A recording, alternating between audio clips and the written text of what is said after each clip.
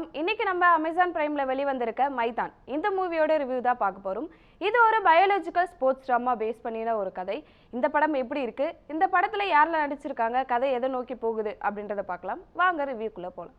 இந்த படத்தோட ஒன்லைன் என்ன அப்படின்றத பார்த்துடலாம். இந்தியன் ஃபுட்பால் டீமோட கோச்சா இருக்கக்கூடிய சையத் அப்துல் ரஹீம், இவர் 1952லேருந்து 1962 வரைக்கும் ஃபுட்பால் டீமை எப்படி படிப்படியாக முன்னேறி கொண்டு வந்தார் அப்படின்றதும், 1962ல் நடந்த ஏஷியன் கேம்ஸில் இவங்க இந்தியன் டீமை எப்படி ட்ராஃபி வின் பண்ண வச்சாங்க, எப்படி பூஸ்ட் பண்ணி கொண்டு போனாங்க அப்படின்றத இந்த படத்தோட கதையாக இருக்குது. இந்த படத்தோட இயக்குனர் அமித் ரவீந்திரநாத் சர்மா. இந்த படத்தில் நடிச்சிருக்கவங்க யாரான்னு பார்த்தீங்கன்னா அஜய் தேவ்கான், இவரை வந்து லீடிங் ரோலில் நடிச்சிருக்காரு. இவரோட சப்போர்ட்டிவ் ரோலாக பிரியாமணி அவர்கள் நடிச்சிருக்காங்க. இந்த படத்துக்கு இசையமைச்சிருக்கிறது ஏஆர் ரகுமான் அவர்கள்.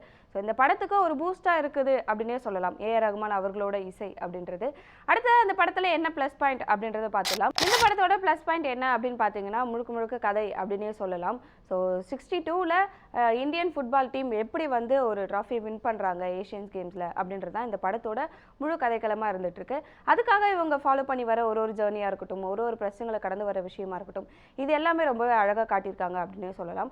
சினிமாட்டோகிராஃபி முக்கியமாக வந்து பார்த்தீங்கன்னா ஒரு விஷுவல் காட்டுறதா இருக்கட்டும், ஒரு ஆங்கிளில் அவங்க கொண்டு போகிற விஷயமா இருக்கட்டும், ஸ்போர்ட்ஸ்னும் போது நிறைய மூவிங் இருக்கும், நிறைய ஸ்லோ மோஷனில் காட்ட வேண்டிய விஷயங்கள் இருக்கும். அது எல்லாமே எவ்வளோ அழகாக கொண்டு போகிறாங்க அப்படின்றது ரொம்பவே நல்லா இருந்துச்சு. கிளைமேக்ஸில் அவங்க ட்ராஃபி வின் பண்ணக்கூடிய அந்த ஒரு 5 மினிட்ஸ் அப்படின்னு சொல்லலாம். ஸோ எப்படி அவங்க வின் பண்ணுறாங்க அப்படின்றது, லாஸ்ட்டாக கிளைமேக்ஸில் வந்து அந்த டீமே எப்படி இந்தியாவுக்காக அவ்வளோ ஈடுபாடோடு விளையாடுறாங்க அப்படின்றது ரொம்பவே அழகாக ஒரு சீனில் காட்டியிருந்தாங்க. அது ரொம்பவே நல்லா இருந்துச்சு.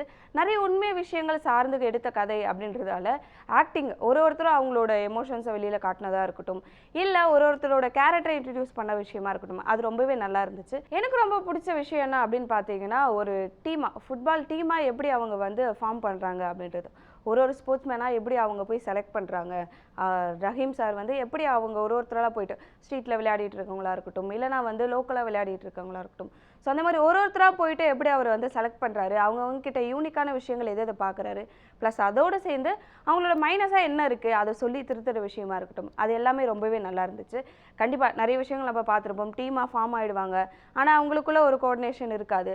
ஸோ அதை எப்படி கோச் வந்து சரி பண்ணுறாங்க அப்படின்றது நிறைய ஸ்போர்ட்ஸ் ட்ராமா மூவிஸில் நம்ம பார்த்துருப்போம். ஸோ இதுலேயும் அப்படி இருக்குது, ஆனால் அது ரொம்ப சிம்பிளாக அழகாக கொண்டு போயிட்டாங்க அப்படின்னே சொல்லலாம். அடுத்தது அந்த படத்துக்கு ஒரு ஸ்ட்ரென்த்தாக இருந்தது என்ன அப்படின்னு பார்த்தீங்கன்னா ஏஆர் ரகுமான் அவர்களோட இசை அப்படின்னே சொல்லலாம். ஸோ நிறைய படங்களில் அவரோட இசை நிறைய பேருக்கு பிடிச்சிருக்கும், கதையோட சார்ந்து இருக்கிற மாதிரி இருக்கும். ஸோ இதுலேயும் அதே மாதிரி தான் இருக்குது. எமோஷன்ஸாக காட்டுறதா இருக்கட்டும், இல்லைனா வந்து பார்த்தீங்கன்னா ஸ்போர்ட்ஸில் அவங்க எப்படி வந்து விளையாடுறாங்க, இல்லைனா அவங்களுக்கு பிரச்சனைகள் வரும்போது வர அந்த எமோஷனான மியூசிக்ஸ் இல்லை சாங்ஸ், ஸோ அது எல்லாமே நிறைய பூஸ்ட் பண்ணுற மாதிரி நல்லாவே இருந்துச்சு.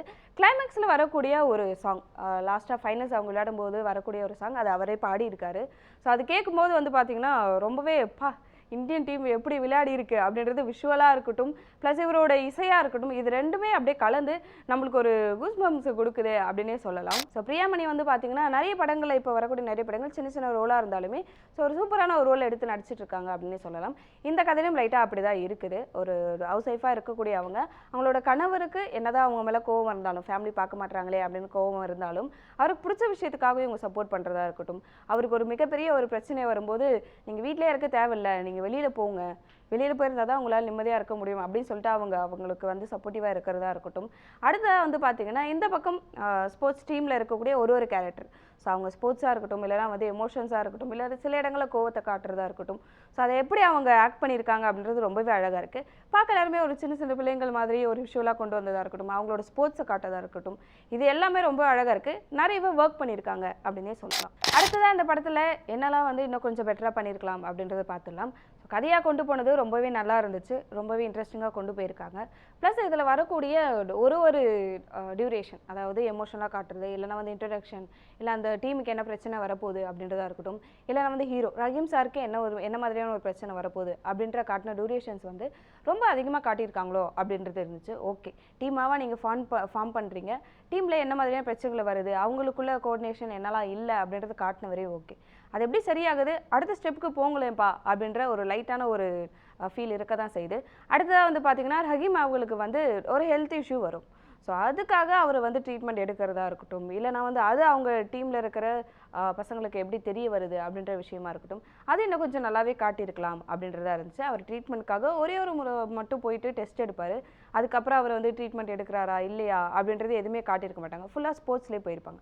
ஸோ கதையாக கொண்டு வரீங்க அப்படின்னும் போது லைட்டாக இது ஒரு லாஜிக் மிஸ்டேக் அப்படின்னே பார்க்கலாம். ஸோ கொண்டு வரீங்க அப்படின்னும் போது தனியாக அவர் வந்து யாருக்கும் தெரியாமல் போய் ட்ரீட்மெண்ட் எடுக்கிறதா இருக்கட்டும், இல்லைனா வந்து டாக்டர்கிட்ட ஃபோன் பண்ணி பேசுகிறதா இருக்கட்டும், அந்த மாதிரி விஷயங்களை வச்சுருந்தா இன்னும் கொஞ்சம் நல்லா கனெக்டாக இருக்குமே அப்படின்றது என்னோட ஃபீல். ஏன்னா அவர் வந்து பார்த்தீங்கன்னா ஃபஸ்ட் டைம் போயிட்டு செக் பண்ணி பார்ப்பாரு.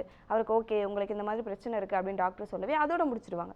ஸோ அதுக்கப்புறம் அவர் மெடிசன் எடுக்கிறாருன்றது மட்டும் தான் காட்டுவாங்களே தவிர அடிக்கடி செக்கப் போடுறது அதெல்லாம் காட்டியிருந்தா இன்னும் கொஞ்சம் எமோஷனலாக ஆடியன்ஸ் கூட கனெக்ட் ஆகிருக்குமோ அப்படின்றது ஒரு சின்ன ஒரு ஃபீலாக இருந்துச்சு. முடிவா மைதான் இந்த படத்தோட ரிவ்யூ என்ன அப்படின்னு பார்த்தீங்கன்னா, நிறைய பேருக்கு வந்து கிரிக்கெட் தெரிஞ்சிருக்கும், அடுத்ததாக வந்து பார்த்தீங்கன்னா நிறைய ஸ்போர்ட்ஸ் ஹாக்கி நிறைய பேருக்கு தெரியும்.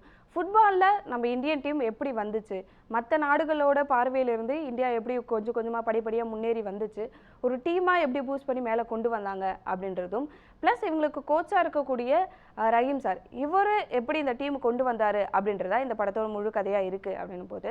ஸோ ஸ்போர்ட்ஸாக ஃபுட்பாலில் எப்படி வந்து நிறைய பேருக்கு தெரிய வந்துச்சா, இந்த படம் பார்க்கும்போது நிறைய பேருக்கு ஓ இப்படி நடந்துச்சோ அப்படின்ற மாதிரியான நிறைய விஷயங்கள் வந்து இந்த படம் மூலமாக தெரிய வாய்ப்பு இருக்குது. ஒரு ஸ்போர்ட்ஸாக தெரியாதவங்களுக்கு இது ஒரு சின்ன ஒரு இன்ஃபர்மேஷன், இல்லைனா ஓ இப்படி நடந்துச்சோ, இந்தியன் டீம் இப்படி வின் பண்ணுச்சா அப்படின்றது நிறைய பேருக்கு தெரிய வரும். கதையாக வந்து பார்க்கும்போதுனா ரொம்ப நல்லாவே கொண்டு போயிருக்காங்க. எமோஷன்ஸாக இருக்கட்டும், மியூசிக்காக இருக்கட்டும், ஒருத்தரோட ஆக்டிங்காக இருக்கட்டும் ரொம்பவே நல்லா கொண்டு போயிருக்காங்க அப்படின்னு சொல்லலாம். சின்ன சின்ன இடங்கள் ரொம்ப மைனூட்டான ஒரு சின்ன சின்ன குறைகள் இருந்தாலுமே ஒரு கதையாக ஃபுல்ஃபில்லாக நல்லாவே கொடுத்துருக்காங்க. ஆடியன்ஸ்க்கு நல்லாவே அதை கன்வே பண்ணியிருக்காங்க அப்படின்னு சொல்லலாம். ஸோ இந்த படம் ரொம்ப நல்லாயிருக்கு, எல்லாரும் பாருங்கள். முக்கியமாக ஸ்போர்ட்ஸில் யாருக்கெல்லாம் இன்ட்ரெஸ்ட் இருக்கோ அவங்க கண்டிப்பாக பாருங்கள். பார்த்துட்டு உங்களோட ஒப்பீனியன் எப்படி இருக்குது அப்படின்றத கமெண்ட்டில் சொல்லிடுங்க. அடுத்த படத்தோட ரிவ்யூவோட நான் உங்களை வந்து மீட் பண்ணுறேன். செய்திகளை உடனுக்குடன் தெரிந்து கொள்ள உடனே சப்ஸ்கிரைப் பண்ணுங்க.